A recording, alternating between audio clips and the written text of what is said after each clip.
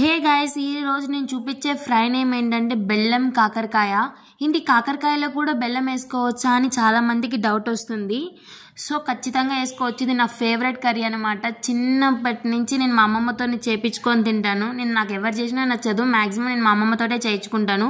First అయితే ఇలా మనం క్లీన్గా పొట్టు తీసి అన్నిటినీ పెట్టుకోవాలి.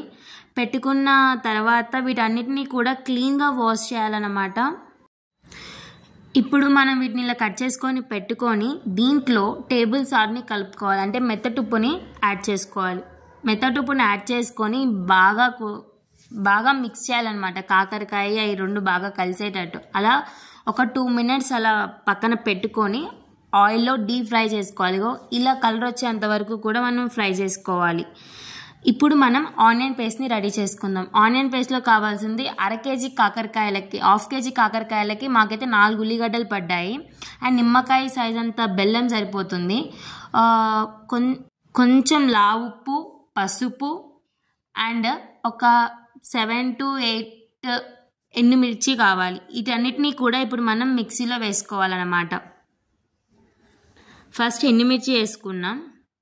దాంట్లోనే చిన్నులపాయలు కూడా యాడ్ చేసుకోవాలి. కొన్ని ఒక 2-3.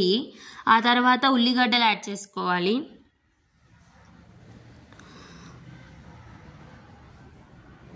ఇప్పుడు ఫస్ట్ ఉప్పు, పసుపు, ఆ తర్వాత బెల్లం.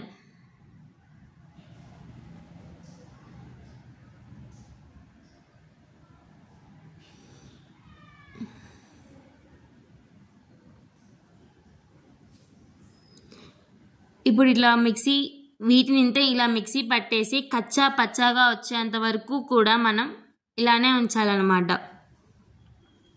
సో ఆ పచ్చిపోవడానికి మనం దీన్ని బాగా వేంపాలి.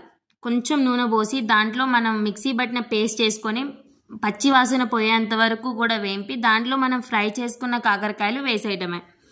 కాసేపు దీన్ని ఉడకనిద్దాం. అంటే ఇలానే కలబెడుతూ ఒక 10 minutes ఉండాలి.